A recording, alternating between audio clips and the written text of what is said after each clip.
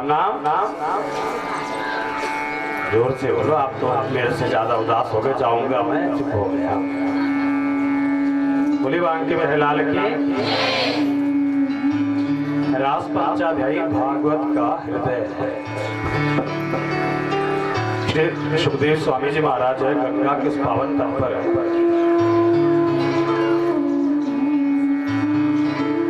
राजा परीक्षित के लिए है इसे रास पंचाध्यायी का बड़ा सुंदर सा वर्णन सुना रहे। सर्वप्रथम कह रहे थे, हम कहते हैं गोपी कि वो वृंदावन की नारियां थी, ऐसा बोलते हैं। गोपी क्या है? गोपी नारी नहीं। कल हमने बात की थी ममता की। ममता किसके अंदर होती है? ममता का प्रतीक कौन है? नारी। और ममता को अगर देखना हो तो कहते हैं अगर रस का पान करता है, गोपी इंद्रिय कृष्ण रसम पीवती इति गोपी, अर्थात इन इंद्रियों के द्वारा जो कृष्ण रस का पान करे उससे गोपी कहते हैं।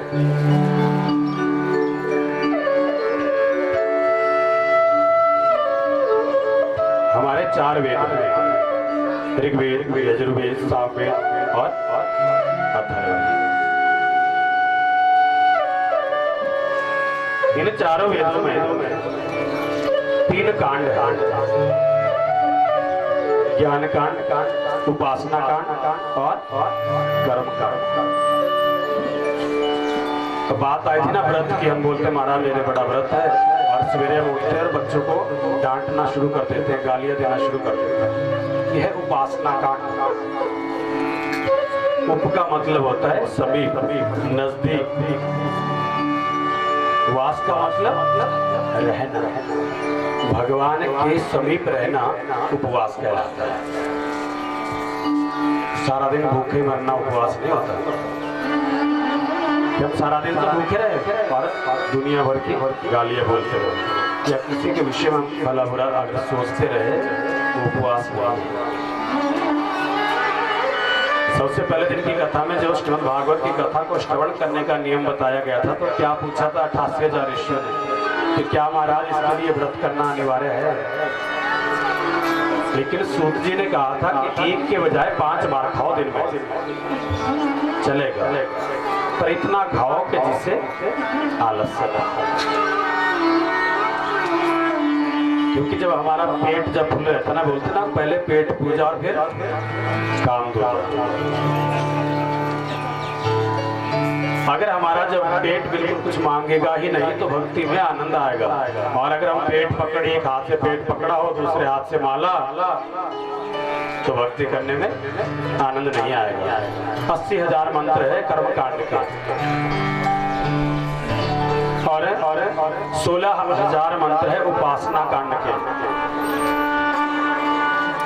ये जो हमारे मंत्र, ये वेदों की जो ऋचाएं हैं, वास्तविकता में ये गोपी कौन है?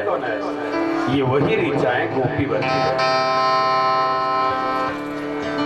श्री राम अवतार में जब संत महात्मा लोग जो है प्रभु श्री राम जी के लिए जंगलों में भटकते हुए जब देखते हैं तो प्रत्येक संत क्या चाहता है? काश हम प्रभु की सेवा कर पाते।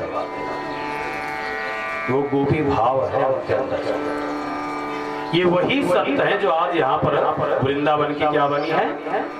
गोपियां। बोलिए बांके बिहारी लाल की। ये कोई स्तुति रूपा है, कोई मुनि रूपा है, कोई साधना सिद्धा है, कोई स्वयं सिद्धा है, अनेक प्रकार की गोपियां हैं। और आज शरद पूर्णिमा की रात्रि को जब कन्हैया ने क्या किया? वेणु निनाद जब किया, बांसुरी बज रही है और प्रत्येक गोपी के कान में सुनाई दी जा रही है, और प्रत्येक गोपी ये सोच रही है कि इस बांसुरी में मेरा नाम उच्चारण हो रहा है, कन्हैया मुझे बुला रहा है।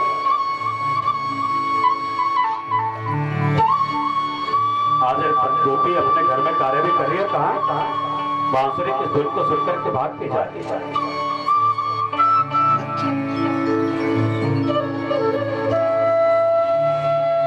एक गोपी अपने घर में अपने पति के लिए खाना खिला रही है। अब जैसे ही पति ने खाने को मांगा, क्या? अचार। छीके से आचार का डिब्बा निकाला, पति को दिया। उतने में कान में क्या सुनाई दी? बांसुरी। बांसुरी जब सुनाई दी, वहां छोटा सा बच्चा खेल रहा था, उसे उठाया, डिब्बे की जगह पर छीके पे रख दिया और भाग के चले गए। एक गोपी अपना श्रृंगार कर रही है, आंखों में काजल लगाने लगी। अब जैसे ही एकदम से बांसुरी कान में सुनाई थी, काजल को जो है होंठों पे लगा दिया, होंठों को में लगने वाला आंखों में लगा दिया और भागती जा रही है। ये है गोपियों का भाव। अगर वो नारी है तो क्या आप ऐसा श्रृंगार करके सुन्नी या ताता पढ़ने को जा सकती हो? जा सकती कोई नारी? ऐसे लिपस्टिक तो लगा दे आंखों में, काजल मल दे होठों पे, तो उतना ही लगेगी। लेकिन इन गोपियों के अंदर ये प्रभु के प्रति इतना प्रेम है। जैसे ही कान में बांसुरी सुनाई थी, प्रत्येक गोपी ये समझ रही है मेरा नाम उच्चारण हो रहा है, कन्हैया मुझे बुला रहा है, और भागती जा रही है। कहाँ? वृंदावन। और देखो जब वृंदावन में जाकर के पहुंचती है तो कृष्ण कन्हैया उल्टे पहले तो उनका स्वागत करते हैं। स्वागतम ओ महाभागा प्रियम किम करवाणि वा व्रजस्यानामयं कश्चित् भूतागमनं कारणम्। स्वागतम वो महाभागा, आइए आइए महाराज, आपका स्वागत है। और स्वागत करने के बाद क्या कहते हैं कन्हैया कि यहाँ क्यों आई हो? रात्रि का समय और एक नारी अकेली घर से वो भी जंगल में जा रही है, क्यों आई हो? क्या तुम लोगों ने वृंदावन नहीं देखा? और अगर देखना ही था तो दिन में क्यों नहीं आई? गोपियों को बड़ी शर्म लग रही है, अरे बुलाता भी है और अब पूछ रहा है क्यों आई?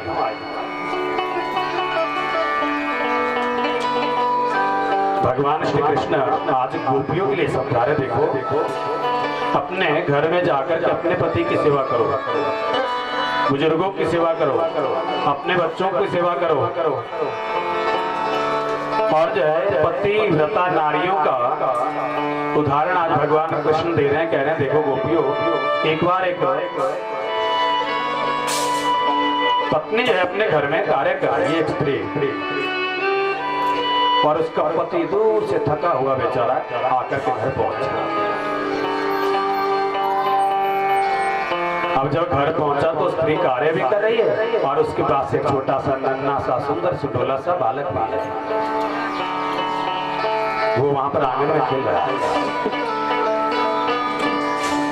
अब जैसे ही पतिदेव आए थके हुए, उन्होंने क्या किया, अपना सिर जो है अपनी धर्म पत्नी की टांगों के ऊपर रखा, वैसे उन्हें नींद आ गई। और वही आंगन में किसी प्रकार से जलता हुआ हवन कुंड है। बच्चा खेल खेल में कहाँ हवन कुंड के पास जा रहा है। अब जब हवन कुंड के पास नन्हा सा बालक खेलता हुआ जा रहा है, अब देखो एक तरफ वो धर्म पत्नी है और एक तरफ वो माँ है। अगर बच्चे को बचाने जाए तो पति की नींद टूट जाए, और अगर पति की नींद टूटे तो ये भी अधर्म है, और अगर बच्चा आंखों के सामने जल जाए तो ये भी ठीक है। लेकिन खेलने की खेल में वो नन्हा सा बालक कहाँ हवन कुंड में जाकर के गिर गया। अब हवन कुंड में जाकर के जब गिरा और उस माँ की आंखों से अश्रुपात होने लगा, जैसे ही अश्रुपात हुआ और एकदम से पति के मुंह पर वो अश्रु गिरे और पति की आंख खुल गई। बोली बांके बिहारी लाल।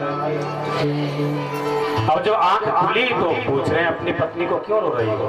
एकदम से पति को उठाया और भागती ही कहाँ हवन कुंड के पास जाकर के पहुंची, और हवन कुंड के पास जाकर के जब पहुंची तो क्या देखा, वो नन्हा सा बालक उस अग्नि में खेल रहा है। भगवान श्री कृष्ण कह रहे हैं देखो गोपियों, ये है पतिव्रता नारी की महानता, ये है पतिव्रता नारी का गुण। लेकिन यहाँ गोपियां कह रही है महाराज एक बात अब आप भी सुन लो, किसी का पति अगर प्रदेश में रहता हो तो उस पत्नी को अपने पति की कैसे पूजा करनी चाहिए? उल्टा प्रश्न गोपियां कृष्ण कन्हैया से भगवान कृष्ण हंसे और कह रहे हैं ये तो बड़ी साधारण सी बात है, मिट्टी की एक मूर्ति अपने पति की छोटी सी बना लो और घर में पूजा के स्थान पर रख लो, वहीं पर जो अपने पति की पूजा कर लो। बोली बांके बिहारी लाल की। और गोपियां कह रही है मानो मेरा पति विदेश में रहता हो, मैंने मिट्टी की मूर्ति बनाई, घर में पूजा कर रही हूँ, घर का दरवाजा बंद किया है और कई दिनों के बाद अगर पति घर में आ जाए तो मुझे ये बताओ कि उस मिट्टी के पति की पूजा करनी चाहिए या जो आया हुआ पति है उसके लिए दरवाजा खोलना चाहिए? क्या करना चाहिए? भगवान कृष्ण कह रहे हैं ये भी तो साधारण सी बात है, अगर असली पति आ जाए तो मिट्टी के पति की पूजा करने की जरूरत ही क्या है? गोपियां कह रही है यही तो बात है महाराज, जब जगत पति हमें मिल रहा है तो सांसारिक पति से हम क्या करें? बोली बांके बिहारी लाल की।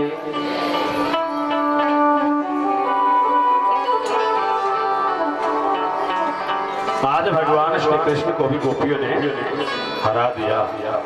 आखिरकार भगवान श्री कृष्ण को गोपियों के साथ वहीं पर बड़े सुंदर ढंग से जो है रास कर रहे हैं। अब देखो गोपियां, प्रत्येक गोपी ये समझ रही है कि कन्हैया मेरे साथ है, जितनी गोपियां उतने कन्हैया। और कई बार अब क्या हुआ, ब्रह्मा जी ये सारा कृत्य देखने के लिए फिर आ गए। कन्हैया ने देखा रे ये बुढ़ा भी मेरा पीछा कहीं छोड़ेगा। अब ब्रह्मा जी पलक झपकते हैं, सारे गोपियां ही गोपियां दिखाई देती है, कन्हैया कहीं जाएगा। फिर पलक झपकी, अब कृष्ण ही कृष्ण है, गोपी कहीं है ही नहीं।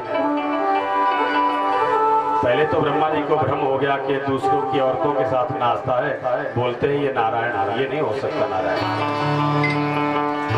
अब जब ये सारे कृत्य पलक झपक कर देखने लगे ब्रह्मा जी, उन्होंने अपनी पुतलियों को पकड़ लिया, देखो तो सही अब कैसे बदलेगा ये।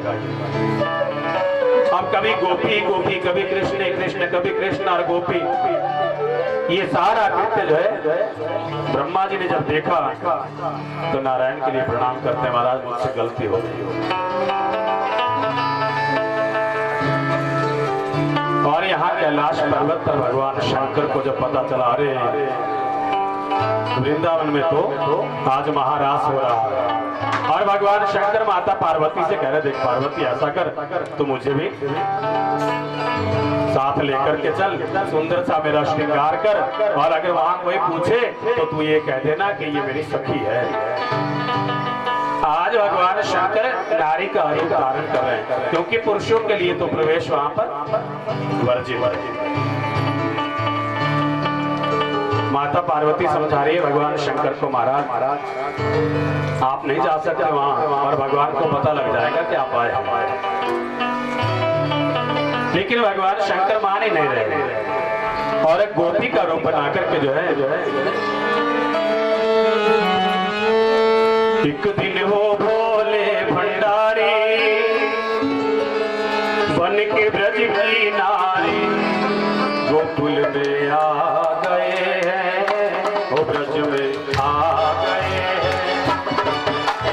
एक दिन वो भोले भंडारी बन के ब्रज की नारी गोकुल में आ गए हैं, वो ब्रज में आ गए हैं।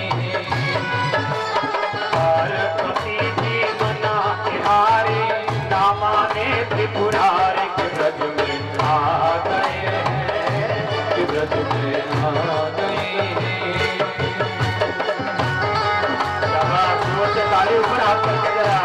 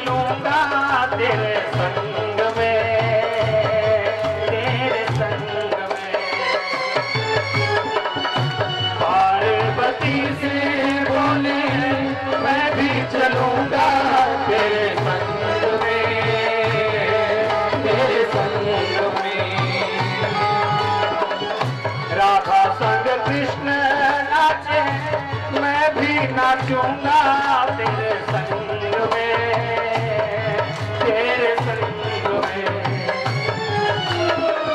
राधा संग कृष्ण नाचे, मैं भी नाचूंगा तेरे संग में, तेरे संग में।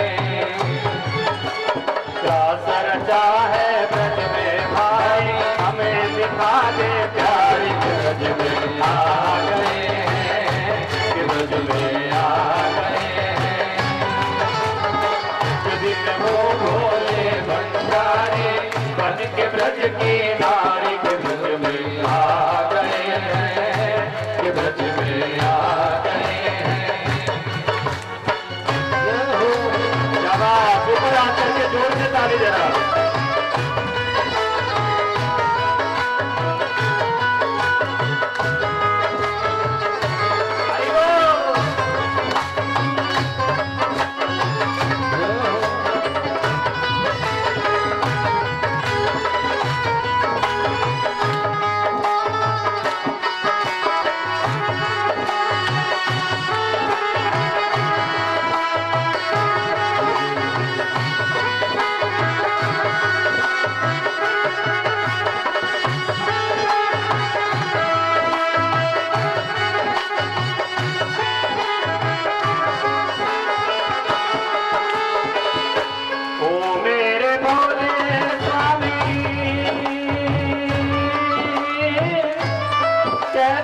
जाऊं तुम्हें रात में, हाँ रात में। ओ मेरे भोले स्वामी, कैसे ले जाऊं तुम्हें रात में, हाँ रात में। मोहन के सिवा कोई जाए ना उस रात में, उस रात में। हंसी करेगी ब्रज की नारी, मानो बात हमारी, ब्रज में आ गए, कि ब्रज में आ गए हैं। जो दिन हो बोले भंडारी, बन के ब्रज की नारी, ब्रज में आ गए हैं, कि ब्रज में आ गए हैं।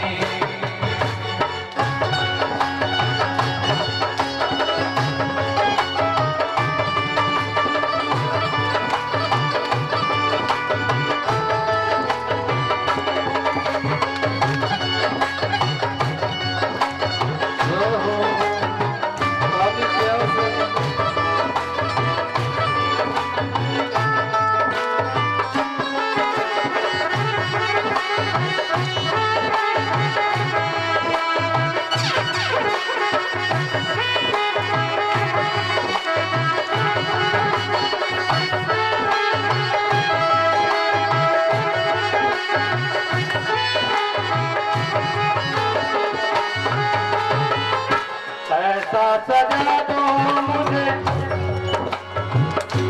ऐसा सजा दो मुझे, कोई न जाने उस रात में, उस रात में।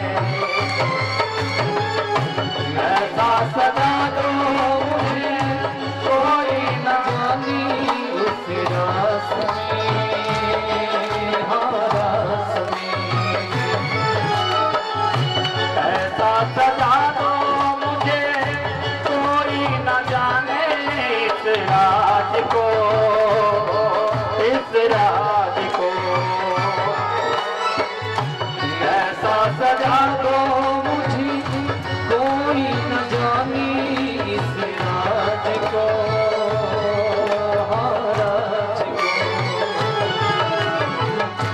मैं हूँ सहेली तेरी, ऐसा बताना ब्रजराज को, ब्रजराज को।